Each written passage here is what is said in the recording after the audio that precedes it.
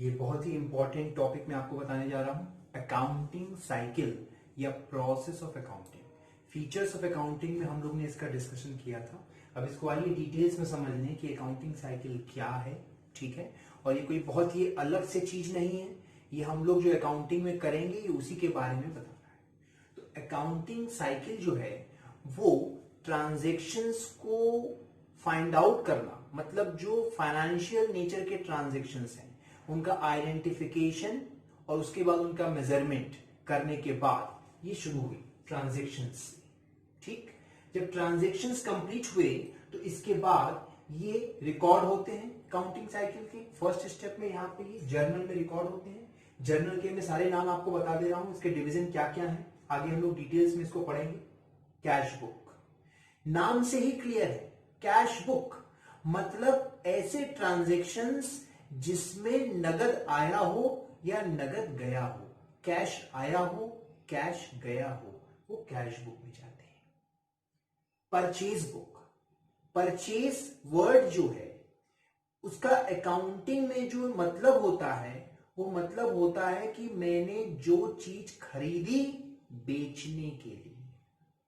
अगर मैं किताबों का व्यापारी हूं तो I purchased books for reselling, so the purchase of books will be known as purchases. तो परचेज बुक जो है ये क्यों बना, इसकी क्या जरूरत पड़ी, कैश बुक तो था। जब भी मैं कोई चीज खरीदूंगा दोबारा बेचने के लिए तो कैश बुक में लिखूंगा, ऑब्वियस है, कैश देके खरीदा कैश बुक में लिखा। लेकिन अगर मैंने वो चीज बिना पैसे दिए खरीदी तो परचेज बुक में लिखेंगे।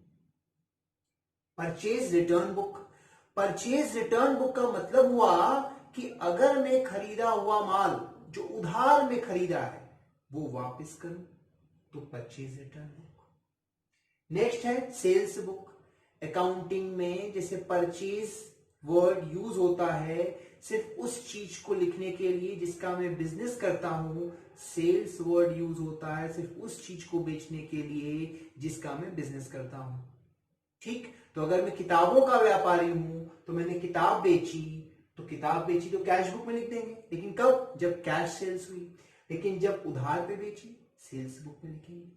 उधार बेची हुई सेल्स वापस आ गई, सेल्स रिटर्न हो गया, सेल्स रिटर्न बुक में लिखेंगे। बिल्स रिसीवेबल और बिल्स पेबल, वो बिल्स जिनके अगेंस्ट मुझे पैसा लेना है, जिनको मैंने उधार पे माल बेचा था। बिल्स पेबल बुक, वो बिल्स जिनके अगेंस्ट मुझे पैसा देना है जहां मैंने उधार पे माल खरीदा था।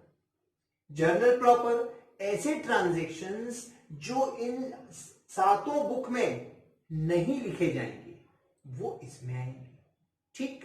तो ये ट्रांजेक्शन हुए, ट्रांजेक्शन्स को मैंने रिकॉर्ड किया। रिकॉर्ड करने के लिए कैसे रिकॉर्ड हुआ, डेट वाइज। इसके बाद हमने इन ट्रांजेक्शन्स को एक बड़े से मोटे से रजिस्टर में अलग अलग पेज में एक एक चीज का अलग अकाउंट खोल दिया, ठीक। और यहां से डेट वाइज ट्रांजेक्शन्स को उठाते गए और एक पर्सन से रिलेटेड ट्रांजेक्शन को एक पेज में लिखते गए। यहां पे ये क्या है, लेजर, ठीक। जैसे मैंने परचेज किया राम से, श्याम से, हरि से, गोपाल से, ठीक। ये राम, श्याम, हरि, गोपाल ये चार अलग अलग पार्टियां हैं जिनसे मैंने माल खरीदा। इन सब का लिए यहां पे लेजर में एक एक अलग अलग पेज बना रहेगा और उस एक एक अलग अलग पेज में, एक पेज में राम का अकाउंट रहेगा, एक पेज में श्याम का, एक पेज में हरि का, एक पेज में गोपाल का। तो जितने राम से रिलेटेड ट्रांजेक्शन्स थे उस पेज में गए, हरि के हरि में गए, श्याम के पेज में गए, गोपाल के पेज में गए। इन दिस वे क्या होता है लेजर में कि हमें एक पर्टिकुलर पार्टी से रिलेटेड जो भी ट्रांजेक्शन्स हैं वो इन नटशेल मतलब समरी में एक जगह मिल जाते हैं। तो इससे हमें यह पता चल जाता है कि एक पर्टिकुलर पार्टी से मेरा कितने का लेन देन हुआ, क्या हमें उससे लेना बाकी है, क्या हमें उसको देना बाकी है, ठीक।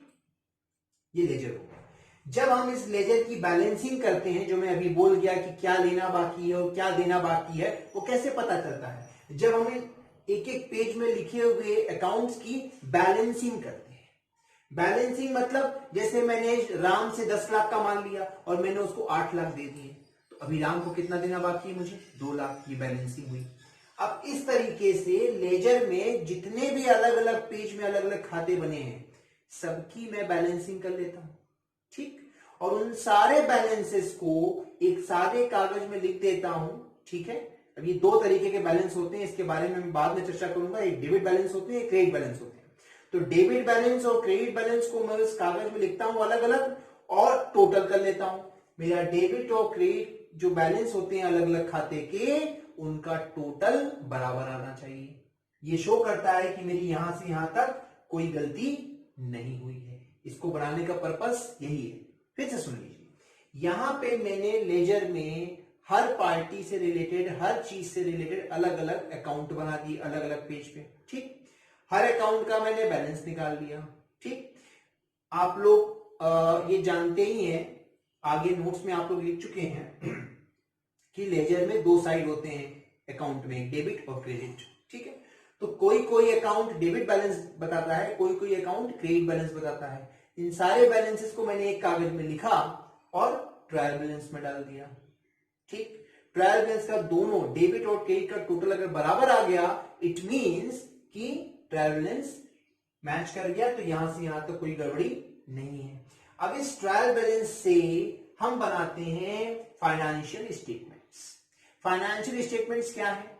फाइनेंशियल स्टेटमेंट्स वो हैं जिससे हम प्रॉफिट कैलकुलेट करते हैं और जिससे हम फर्म की फाइनेंशियल पोजीशन कैलकुलेट करते हैं। मतलब फाइनेंशियल परफॉर्मेंस कैलकुलेट करते हैं और फाइनेंशियल पोजीशन कैलकुलेट करते हैं, ठीक। और इसके बाद ये पूरा अकाउंटिंग साइकिल कंप्लीट होता है।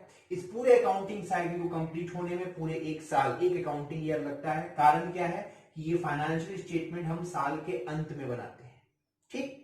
साल के अंत में बनाने के बाद नेक्स्ट अकाउंटिंग ईयर से हम फिर शुरू कर देते हैं फिर से ट्रांजेक्शन्स को नई बुक्स में लिखना। नई बुक्स का मतलब कि हम नए रजिस्टर बना लेते हैं।